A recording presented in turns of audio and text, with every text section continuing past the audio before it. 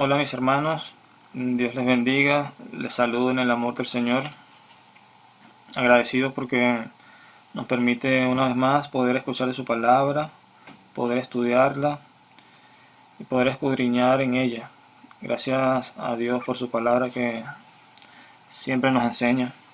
En todo momento, en todo tiempo está allí hablando a cada uno de nosotros. Le envío un abrazo a cada uno de ustedes, rogando a Dios que sea Él quien nos guarde, que nos bendiga y nos permita poder también, en medio de esta pandemia, este virus, poder también exponer su evangelio, predicar su palabra a aquellos que no lo conocen y que necesitan de el amor del Señor.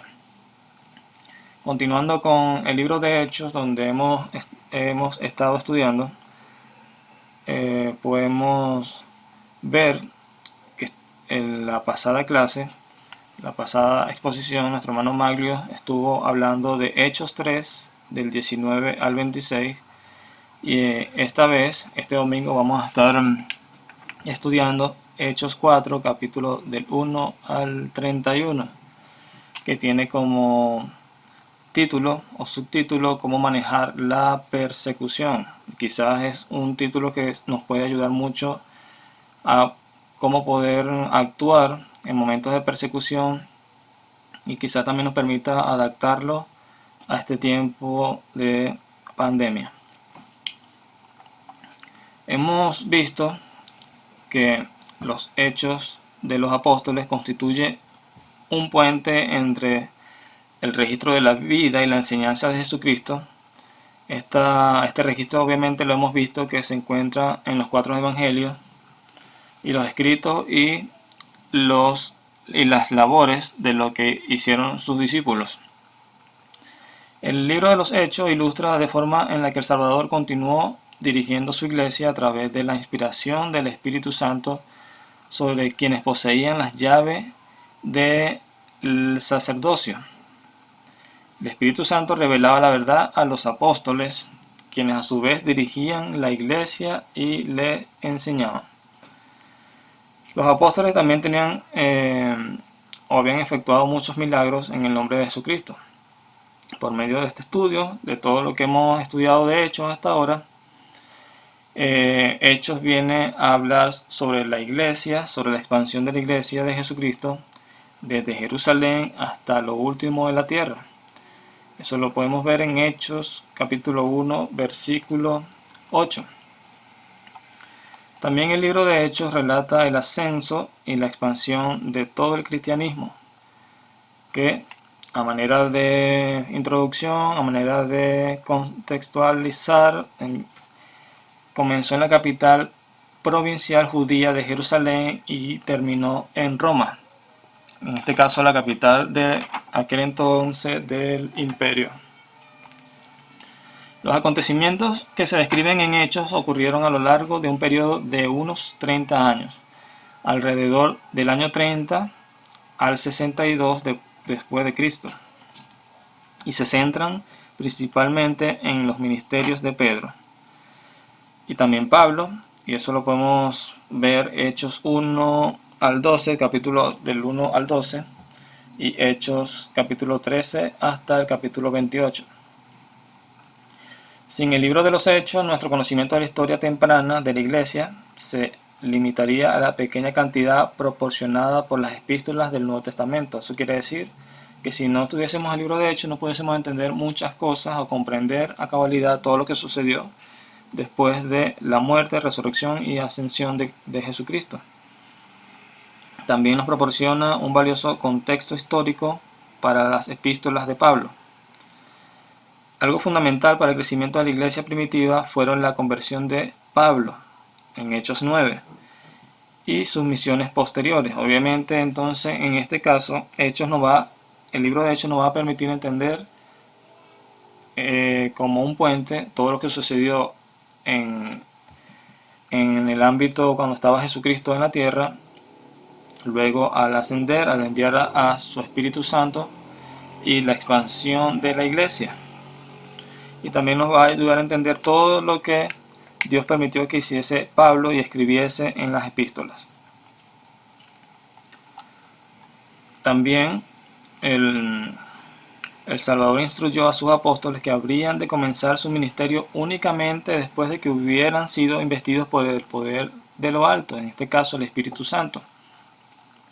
El libro de los Hechos da información acerca de la investidura de ese poder por el Espíritu Santo y describe sus impresionantes resultados, que eso también lo vamos a ver en todo el libro de Hechos, todo cómo actuó, obró y se expresó el Espíritu Santo a través de los apóstoles.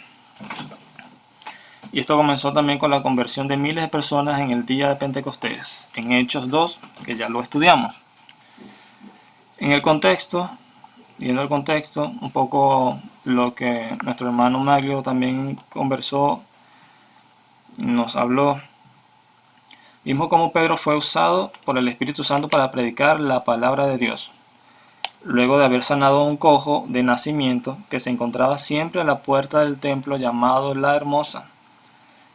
Al ver Pedro y a Juan yendo hacia el templo, les rogaba que le diera alguna limosna, y Pedro al verlo le dijo, Hechos 3, capítulo 3, versículos 5 y 6, Pedro le responde, no tengo plata ni oro, pero lo que tengo te doy. Vemos como en el nombre de Jesús de Nazaret, él le dice, levántate y anda, en el versículo 7, y de inmediato fue afirmado sus pies y sus tobillos.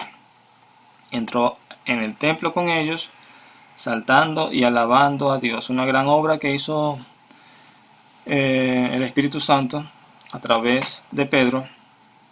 Todo el pueblo vio lo que había sucedido y reconocían que era la misma persona que se sentaba a pedir limosna. El pueblo reconocía que él había sido sanado y estaban llenos de asombro y estaban llenos de admiración. El poder de Dios a través del Espíritu Santo estaba obrando en todo. Usaba estas señales para demostrar que ellos eran sus hijos, ellos eran sus enviados y que habían sido puestos allí por la autoridad de Jesús. También todas las personas se habían agolpado, se reunieron allí, como dice su palabra, en el pórtico de Salomón.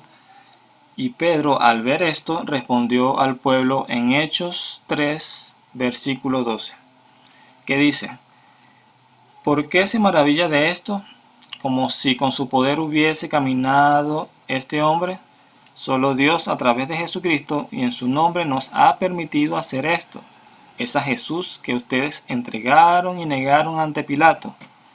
Mataron al autor de la vida, al cual Dios ha resucitado de los muertos. Versículo 25. Pero Dios, versículo 18, cumplió así lo que había anunciado de antemano por bocas de los profetas, de que Cristo debía padecer.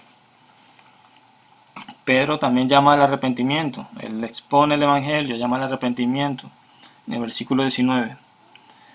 Y por causa de la sanación de este hombre y de la predicación de Pedro, por causa de la predicación de la resurrección, Pedro y Juan son encarcelados. Vayamos entonces a Hechos capítulo 4, versículo del 1 al 31, que es lo que nos vamos a leer el día de hoy, vamos a estudiar el día de hoy.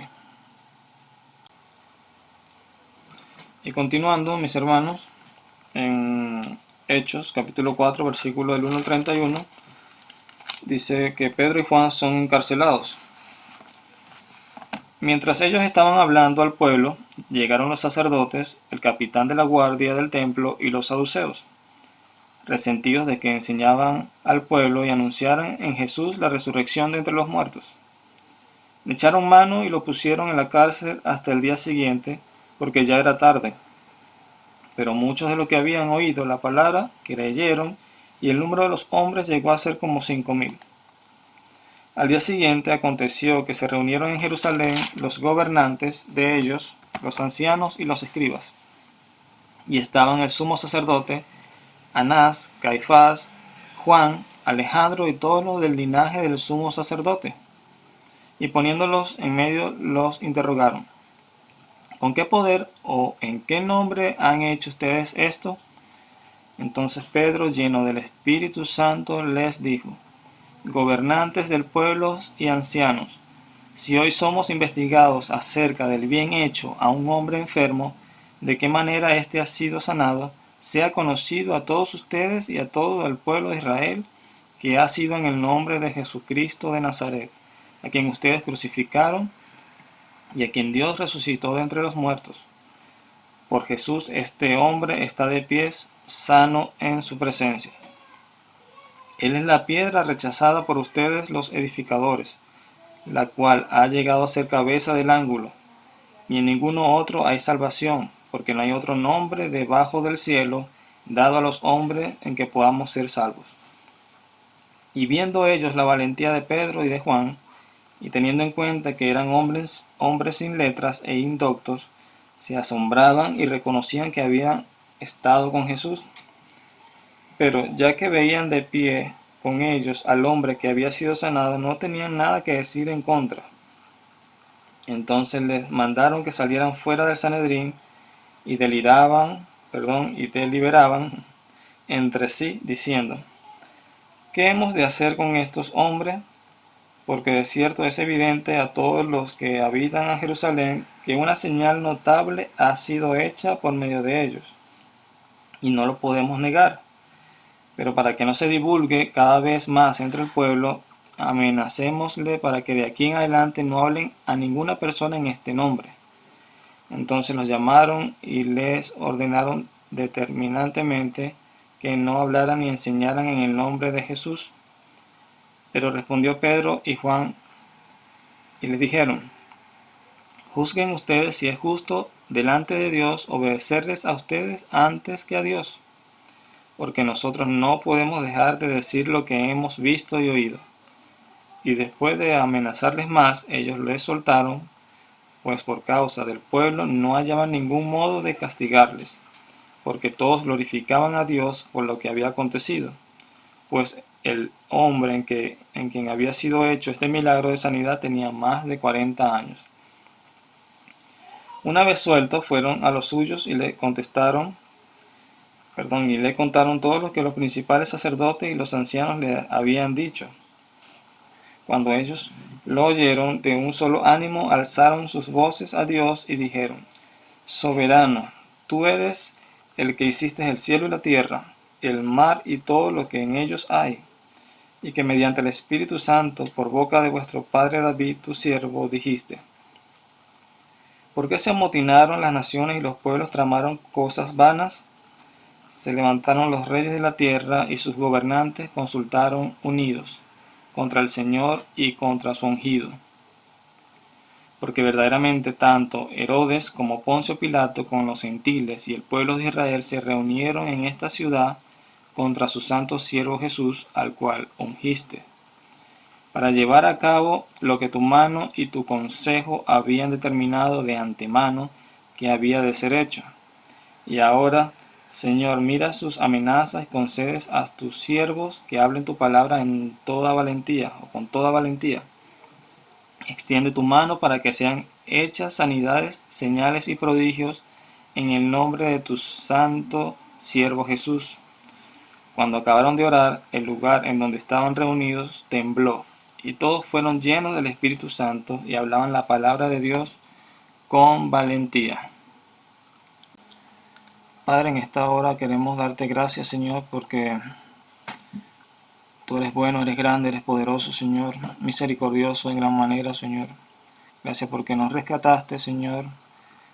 Nos sacaste, Señor, de donde nos encontrábamos y por tu gracia nos diste la oportunidad de conocerte, Señor. Te pedimos que seas tú bendiciendo este tiempo de tu palabra, que sea tu palabra quien hable a cada uno de nosotros, Señor. Que donde quiera que estemos, Señor, podamos seguir adelante, podamos seguir estando agarrados de ti, Señor, en la oración, en la lectura de tu palabra y en la predicación de tu palabra también, Señor. Sea tu nombre glorificado, sea tu nombre bendecido. Bendice a cada hermano, Señor, que va a escuchar esta exposición de tu palabra, Señor. Te damos muchas gracias, oh Dios, en Cristo Jesús. Amén. El primer punto que vamos a estar estudiando que vamos a estar viendo es cómo manejar la persecución, viendo que esto vendría siendo una de las primeras persecuciones que vivió la iglesia, en este caso los discípulos, los apóstoles. Este primer punto entonces tiene como texto cómo manejar la persecución. En toda la historia de la iglesia de Jesucristo siempre ha enfrentado persecución. Por ejemplo, tenemos que durante las persecuciones romanas de los primeros 3 siglos, los cristianos fueron arrojados ante animales salvajes, fueron crucificados, fueron convertidos en antorchas humanas y torturados en todas las maneras que usted se puede imaginar, por hombres perversos que pudieron hacer desastre con los cristianos. Vemos que innumerables miles de mártires encontraron la muerte con una tranquilidad y serenidad que atormentaban, y los cuales estas personas que los mataban no podían entender cómo los cristianos tenían esta tranquilidad y esta serenidad. Así que según la tradición lo hicieron todos los apóstoles a excepción de Juan. No obstante, lejos de destruir la iglesia, la persecución solo sirvió para purificar a la iglesia y fortalecerla. A la iglesia la hace fructificar la forma en que los sufrimientos hacen madurar a los creyentes. Esto quiere decir que cuando pasamos por dificultades, a nosotros, como dice su palabra, a tus hijos, todas las cosas nos ayudan para bien, nos ayudan a madurar como creyentes. Después de la iglesia de sobrevivir 3 siglos de violentos ataques, la iglesia emergió como la fuerza dominante en el imperio romano. Dios permitió que su iglesia pudiese expandirse a pesar de todos estos ataques y la persecución. En palabras del padre de la iglesia, Tertuliano, la sangre de los mártires es las semillas de la iglesia. Esto fue lo que dijo Tertuliano. En tiempos modernos, si podemos venir hoy, al tiempo de hoy, y al menos en Occidente, casi no se ha enfrentado persecución física.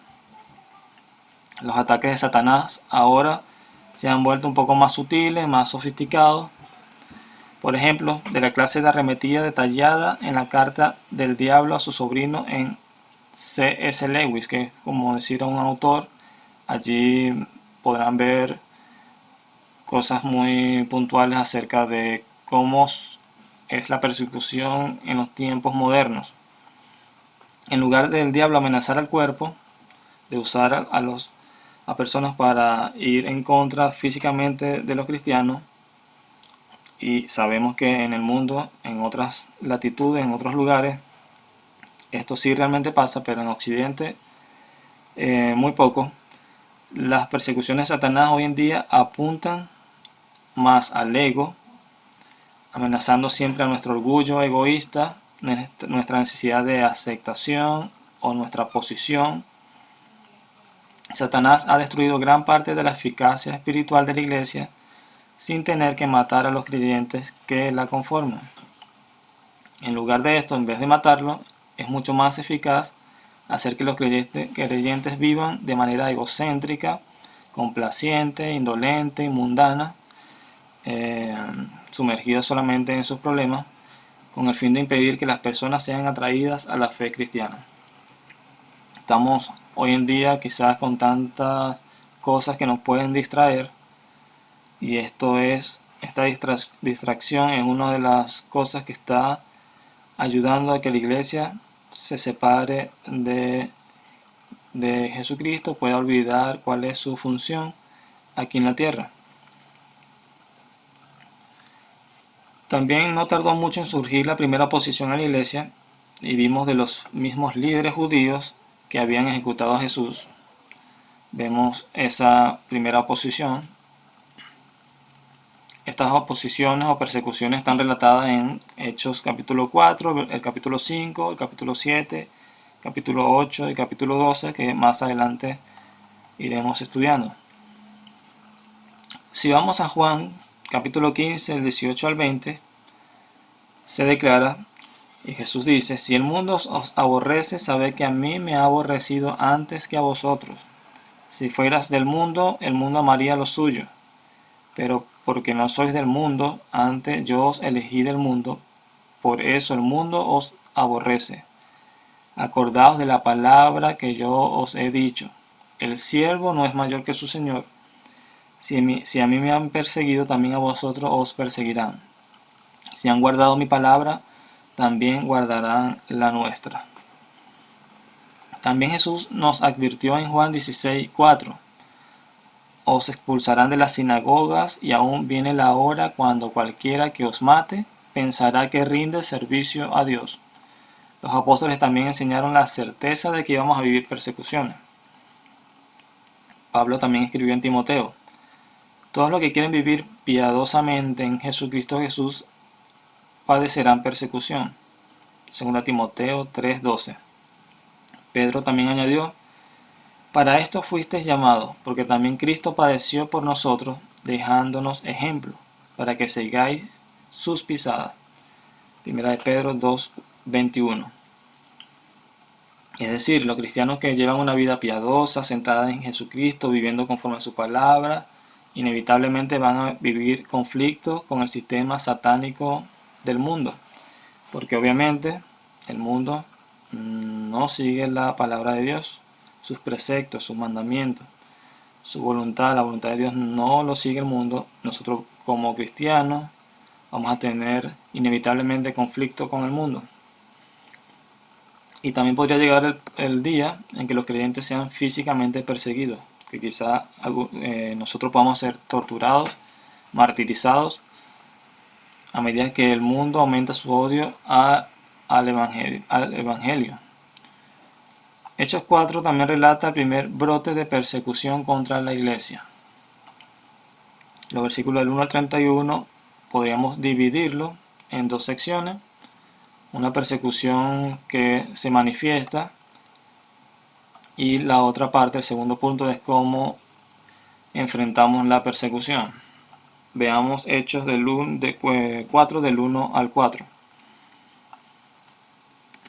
Hablando ellos al pueblo, vinieron sobre ellos los sacerdotes con el jefe de la guardia del templo y los saduceos, resentidos de que enseñaban al pueblo y anunciase en Jesús la resurrección de entre los muertos. Y les echaron mano y lo pusieron en la cárcel hasta el día siguiente, porque ya era tarde. Pero muchos de los que habían oído la palabra creyeron, y el número de los varones era como de 5,000.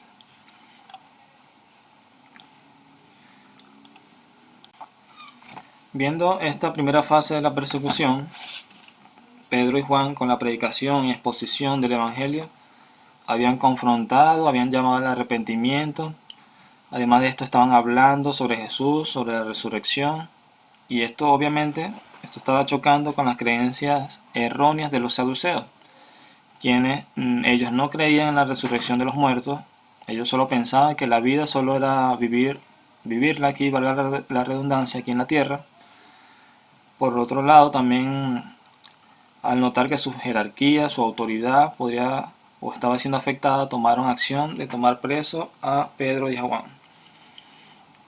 Debemos ver también, conocer que los saduceos era una de las 4 sectas que conformaban el judaísmo, juntos con sus rivales los fariseos, los esenios y los celotes. Aunque pocos en número, tenían gran influencia. Ellos conformaban la fuerza religiosa, política dominante en Israel, ya que todos los sumos sacerdotes durante todo ese periodo eran saduceos. Por sobre todo eran terratenientes, aristócratas, eran ricos, y a fin de proteger su posición política y su riqueza se oponían firmemente a cualquier oposición abierta a Roma. Ellos defendían a los romanos para que esta posición política y riqueza pudiesen estar allí tranquilos en esa posición, para que los romanos los dejasen tranquilos. Ellos no recreían en la resurrección del cuerpo, ni en recompensa o castigos futuros. A diferencia de los fariseos, negaban la existencia de los ángeles y espíritus. Finalmente negaban la predestinación y la soberanía de Dios y creían que el hombre era el amo de su propio destino. Estos teólogos liberales fueron los primeros en perseguir la iglesia. Vamos Y vemos esta preocupación en Juan 11, 47 al 48. Vemos la preocupación de los saduceos que dice: entonces los principales sacerdotes, es decir, los saduceos y los fariseos, reunieron el concilio y dijeron: ¿qué haremos? Porque este hombre hace muchas señales. Si le dejamos así, todos creerán en él, y vendrán los romanos y destruirán nuestro lugar santo y nuestra nación. También el sumo sacerdote, un saduceo, ofreció una solución para mantener la filosofía saducea. Como vimos también en Juan, entonces Caifás, uno de ellos, sumo sacerdote aquel año, les dijo: vosotros no sabéis nada, ni pensáis que nos conviene que un hombre muera por el pueblo y que toda la nación perezca. No obstante, encarcelar a los apóstoles no anuló el efecto de su predicación. Muchos de los que habían oído la palabra creyeron, y el número de los varones era como de 5.000, dice aquí en Hechos. Según se ha demostrado en varias ocasiones a través de los siglos, la persecución ocasionó la extensión de la iglesia. 5.000 representa el número acumulado de varones en la congregación de Jerusalén. Allí tendríamos que meter a los niños y a las mujeres. Esta es la última mención de una cantidad específica en Hechos. A partir de allí, la iglesia creció demasiado rápido como para mantener una cuenta exacta de personas. Sin embargo, Lucas sí hace notar el crecimiento continuo de la iglesia. En Hechos 5:14, Hechos capítulo 6, versículo 7, capítulo 9, versículo 31, capítulo 12, versículo 24 y así muchos otros. Ya hemos visto entonces, la primera parte es que la persecución se manifiesta, y la segunda parte es cómo actuar ante la persecución. Cómo actuar ante la persecución también podemos desglosar algunos puntos. El primer punto es que debemos ir confiadamente. El segundo punto que vamos a aprender es estar en sintonía con Dios, estar lleno del Espíritu Santo. El tercer punto es que debemos aprovechar las oportunidades. El cuarto punto es que debemos ser obedientes. Y quinto punto, estar comprometidos con el compañerismo. El sexto punto es ser agradecidos. Y el último punto, el séptimo, es que debemos estar deseosos de hacer mayores cosas, de tener mayor valor delante de Dios en cuanto a estar siempre dispuesto a obrar para bien, para predicar su palabra en medio de todas las circunstancias. Así entonces vamos al primer punto, digamos la parte A, cómo actuar ante la persecución, y debemos ir confiadamente. Si vamos al capítulo 4 de Hechos, versículos 5 al 7, dice: aconteció que al día siguiente que se reunieron en Jerusalén los gobernantes, los ancianos y los escribas, y el sumo sacerdote Anás y Caifás y Juan y Alejandro y todos los que eran de la familia de los sumos sacerdotes, y poniéndoles en medio le preguntaron: ¿con qué potestad o qué nombre habéis hecho vosotros esto? Ante la dificultad, ante la persecución, debemos ir confiadamente, porque sabemos que Dios tiene el control de todas las cosas. Dios tiene el control, tiene la sabiduría, Dios tiene todo bajo su mano. Pedro y Juan, allí como vemos, no ofrecieron resistencia durante su arresto, ni se opusieron cuando comparecieron ante el concilio. Ellos se sometieron tranquilamente sabiendo que Dios controlaba sus circunstancias. La persecución les daba la oportunidad de que de otra manera no tendrían. En este caso, predicar ante el concilio. Así como Pedro y Juan pudieron usar esto para exponer la palabra de Dios, asimismo cada uno de nosotros debemos aprovechar la persecución, las crisis, las dificultades, si lo llamamos hoy en día, para poder predicar su palabra. Pues Dios tiene el control de todas las cosas. en pleno también con todas las autoridades, los gobernantes, también llamados jefes de los sacerdotes, que representaban las 24 órdenes sacerdotales, junto con los ancianos, jefes de las familias y de tribus, y los escribas, que eran los expertos de la ley, principalmente fariseos, que todos ellos conformaban el concilio. En la mañana siguiente se reunieron en Jerusalén. Y el concilio era el organismo gobernante de la nación bajo la autoridad final, en este caso de los romanos, y también la Corte Suprema. Tenían 71 miembros, incluido el sumo sacerdote. En el momento de este incidente estaban dominados por los saduceos. Imagínense todas las autoridades que se encontraban allí en ese momento, mientras Pedro y Juan eran presentados delante de ellos, y ellos fueron tranquilamente, entendiendo que Dios tenía el control, y también vieron la oportunidad para predicar su palabra. Ese vendría siendo el primer punto de esta parte. El segundo punto es estar en sintonía con Dios, lleno del Espíritu Santo. Vamos a leer el capítulo 4, versículo 8, parte A. Entonces Pedro, lleno del Espíritu Santo.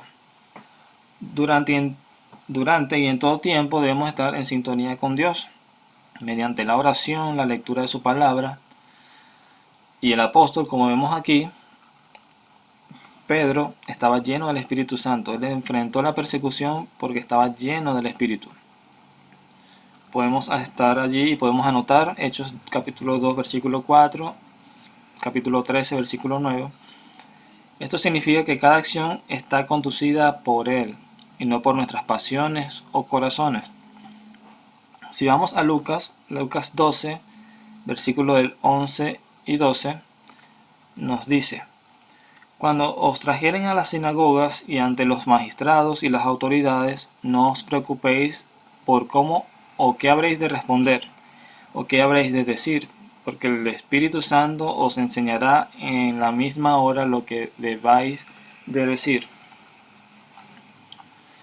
Pedro, él no se llenó por medio de oraciones largas o por experiencias emocionales ni experiencias paranormales, como creen algunos. La llenura del Espíritu ocurre cuando el creyente anda en obediencia a la palabra y al Espíritu, conforme a la palabra de Dios. Efesios 5:18, Colosenses 3:16 nos pueden también ayudar para comprender esto. Ceder el control del Espíritu Santo libera su poder en la vida del creyente.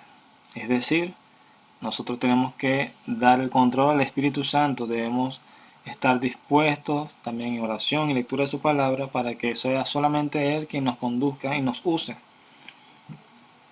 Puesto que Pedro estaba lleno del Espíritu, la persecución simplemente lo acercó más a Dios en vez de alejarlo. Quizás hoy en día, en medio de la dificultad, debemos entender que debemos acercarnos más a Dios, debemos dejar que el Espíritu Santo sea quien nos dirija para poder ser utilizado en medio de la dificultad para que otros conozcan sus palabras y la palabra de Dios sea expuesta. No estar lleno del Espíritu Santo es la razón de que la iglesia de hoy tenga dificultad para enfrentar las tragedias, las crisis. Una iglesia que está llena del Espíritu y que no está de acuerdo con las cosas del mundo estará siempre incómoda con las cosas que están en desacuerdo con Dios. Es decir, va a estar incómoda con las cosas del mundo, puesto que continuará una reprensión para este. Es decir, la iglesia siempre va a estar para reprender, para estar opuesta al mundo, para dar la verdad, dar a conocer la verdad, la luz, para hacer sal, para poder también exponer la palabra de Dios y confrontar a las personas a su pecado, con su pecado. Sin embargo, será una iglesia poderosa y victoriosa si solamente está llena del Espíritu. Cuando Pedro y Juan confrontaron al mundo de frente con una audacia y elocuencia que hizo maravillar a sus oponentes, ellos lo pudieron hacer solamente porque estaban llenos del Espíritu. Este es el punto número 2 de esta parte. Debemos estar en sintonía con Dios, debemos estar llenos del Espíritu Santo. De esta forma podemos debemos actuar ante la persecución. El punto 3 de esta parte es que debemos aprovechar las oportunidades. Vamos a leer el capítulo 4 de Hechos, el que estamos estudiando, del versículo 8 al 13. Si leemos del 8 al 13, vemos que Pedro aprovechó la circunstancia, el momento y la persecución para predicar y exponer la verdad de la palabra de Dios. Y esa debe ser, hermanos, cada una de nuestras formas, o debe ser la forma de actuar. Debemos estar siempre llenos del Espíritu, debemos estar siempre en sintonía con Dios. Y en medio de la crisis, mucho más, debemos llevar el mensaje, debemos ser la luz del mundo. Puesto que ellos habían exigido saber de qué manera éste había sido sanado, le estaba exigiendo los sacerdotes, y por qué nombre o autoridad los apóstoles realizaron el milagro, Pedro se lo dijo. Él quería que ellos y todo el pueblo de Israel supieran que en el nombre de Jesucristo de Nazaret, a quien las autoridades habían crucificado, pero a quien Dios resucitó de los muertos, el mendigo estaba sano en presencia de ellos. Pedro no se quedó callado en este aspecto, demostró la verdad de la palabra, demostró la verdad de que en el nombre de Jesucristo fue sanado esta persona. Al señalar que ellos ejecutaron a Jesús, pero que Dios resucitó a Jesús, Pedro le demostró que eran enemigos de Dios. Este enfoque también lo hemos visto muchas veces y lo veremos más adelante en capítulos como 10 del versículo 39 al 40 o el capítulo 13. Pedro se negó a comprometer el evangelio, él no cambió el evangelio, no lo diluyó para no ofender al concilio. Él habló exactamente lo que habla su palabra. Habló acerca de lo que dice el Señor. Habló con valentía, porque estaba dedicado solamente a la verdad. No estaba confiado en su inteligencia, en su capacidad, sino en Jesucristo. Estaba confiado en el Espíritu Santo. Estaba puesto allí por autoridad que le dio el Señor. Y él habló en todo tiempo con la verdad. Ese es un ejemplo que deberíamos seguir todos y cada uno de nosotros. Debemos hablar con la verdad y es el Señor quien va a traer el resultado. Debemos ir confiadamente, debemos aprovechar las circunstancias. Pedro no estaba alejado o alejando de Dios a los judíos, sino que estaba predicando la misma verdad del Antiguo Testamento como cumplida en Jesús.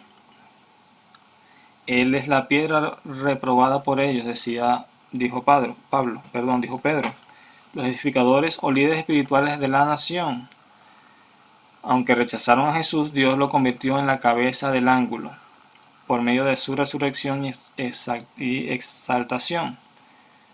Pedro los pone otra vez en oposición a Dios. Ellos rechazaron a Jesús, pero Dios le dio el lugar de preeminencia. Jesucristo mismo, Él es la cabeza del ángulo del templo espiritual de Dios, la iglesia. Si vamos a Efesios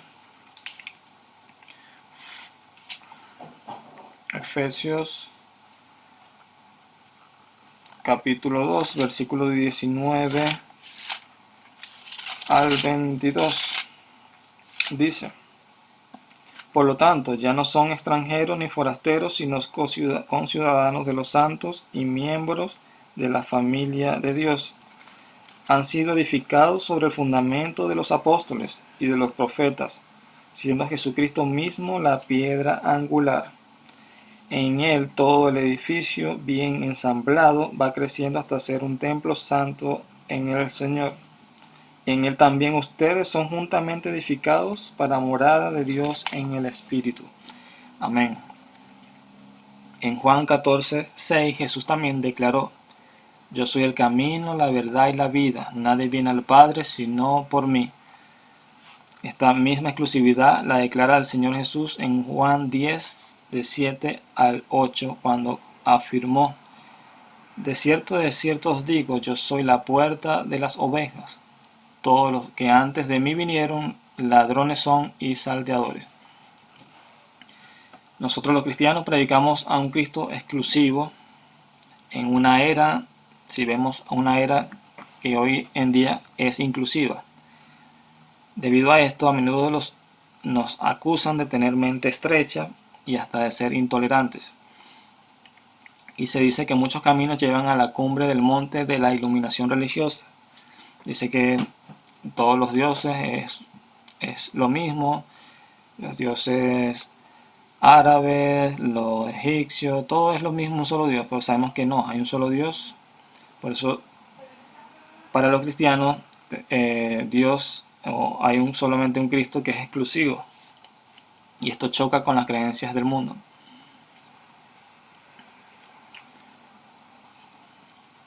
Por desgracia, también el concilio y todos sus seguidores estaban en el camino ancho que conduce a donde ya sabemos que es el infierno. Pedro valientemente tomaron y proclamaron el Evangelio, Pedro y Juan, a los funcionarios más altos de la nación. Y así es como se maneja la persecución, enfrentándola con la más audaz proclamación de la verdad, la proclamación del Evangelio. Vamos al al punto número 4, es que debemos ser obedientes. Hasta ahora hemos visto la forma de cómo actuar ante la persecución, ante las crisis, que debemos ir confiadamente, debemos estar en sintonía y llenos del Espíritu Santo, porque de otro modo no podemos obrar para bien. Debemos aprovechar las oportunidades, debemos también ser obedientes. Y al ser obedientes vamos a estar estudiando del versículo 14 al 22. Cada uno de nosotros lo va a leer también. Y podemos ver allí que la inesperada audacia de Pedro y Juan y la presencia del hombre curado, que había sido sanado, estando junto a ellos, puso que el concilio en una posición muy incómoda porque no podían hacer nada. Viendo con los apóstoles al hombre que había sido sanado, como dice, los judíos no podían hacer nada en contra.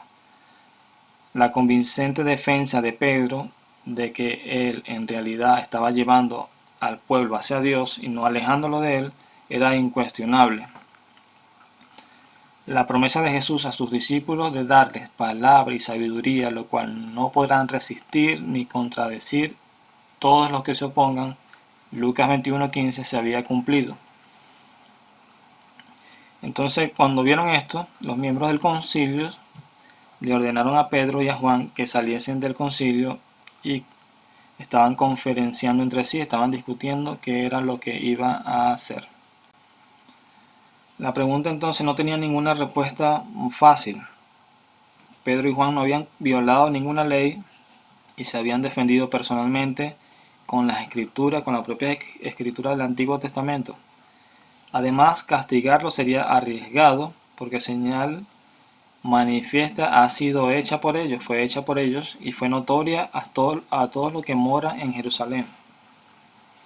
La realidad del poder del Señor resucitado se había extendido por toda la ciudad. Incluso los dirigentes no podían negar esto. Por desgracia, aunque no podían negarlo, tampoco estaban dispuestos a aceptarlo. Ellos eran una ilustración viva de la palabra de nuestro Señor que dice en Juan 3:19, de que la luz vino al mundo y los hombres amaron más las tinieblas que la luz, porque sus obras eran malas.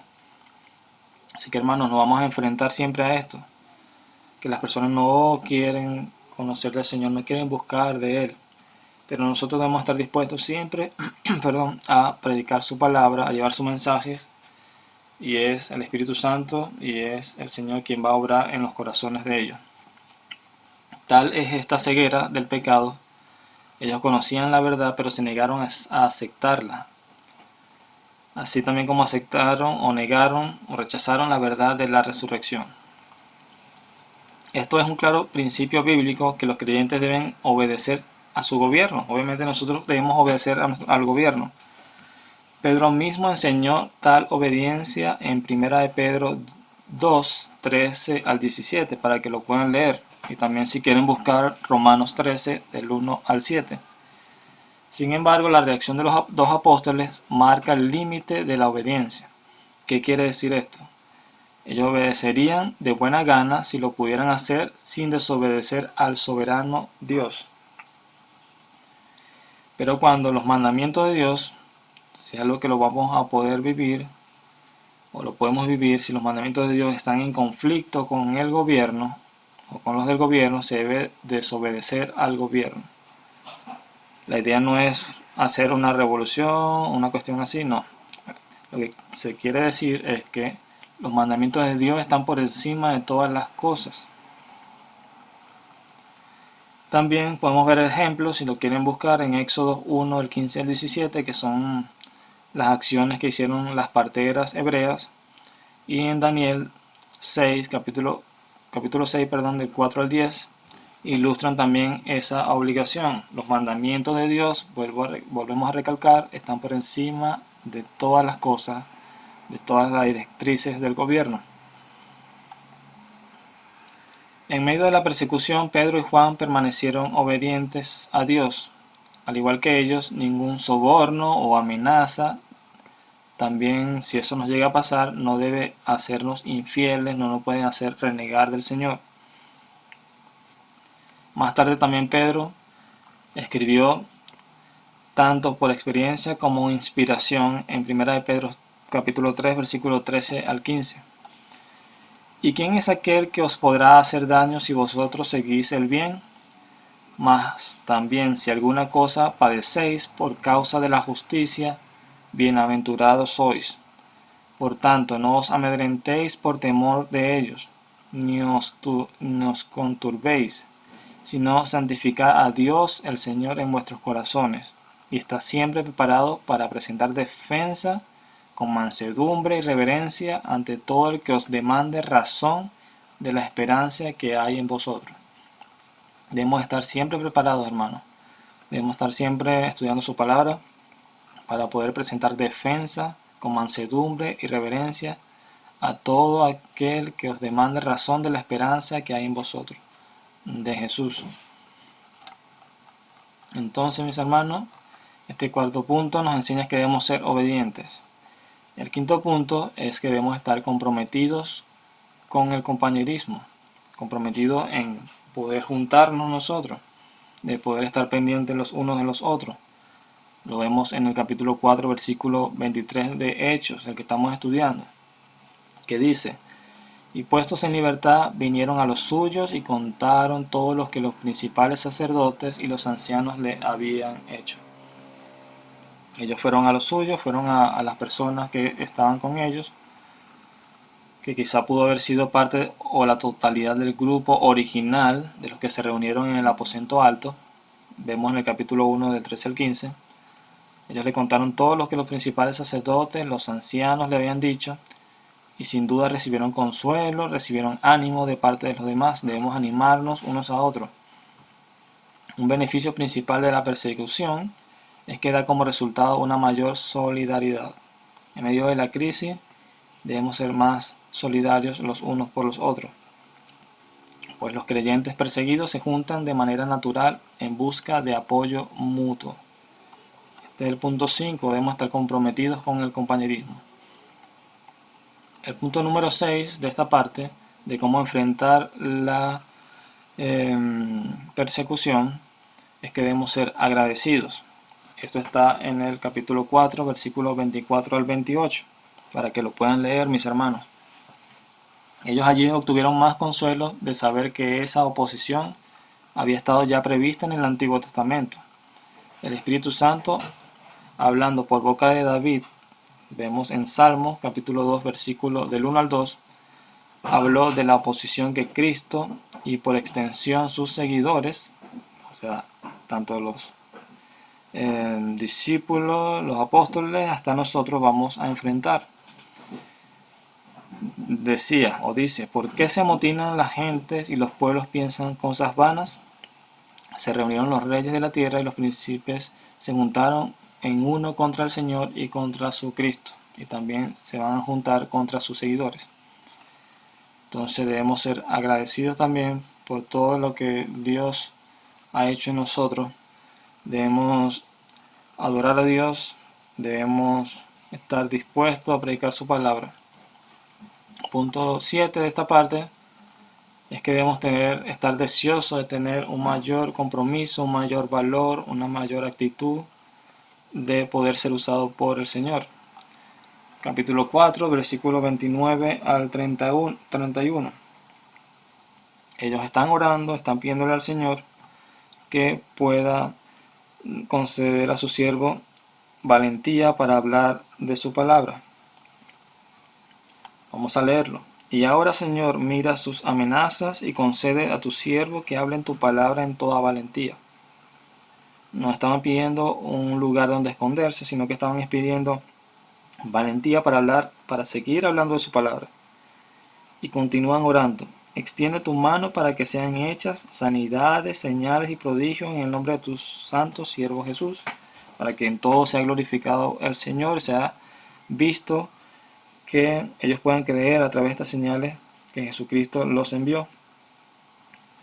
Y también podemos ver allí que en medio de esta oración Dios les responde. Dios responde a esta oración porque apenas acaban de orar, el lugar donde estaban reunidos tembló y todos fueron llenos del Espíritu Santo y hablaban la palabra de Dios con valentía. Esta respuesta de Dios no tardó en llegar. Cuando terminaron de orar, estaban allí congregados, tembló y todos fueron llenos del Espíritu Santo y estaban hablando de nuevo la palabra de Dios. Al igual que el día del Pentecostés, hubo una manifestación física de la presencia del Espíritu Santo, en este caso un temblor. Dios le concedió la llenura del Espíritu a fin de que tuvieran el denuedo que esperaban. De tal modo como en Hechos 4:8, que ya vimos, la llenura del Espíritu no implica hablar en lenguas extrañas, sino hablar con poder el Evangelio en sus propias lenguas. Mis hermanos, Dios ha hablado a nuestra vida en este tiempo.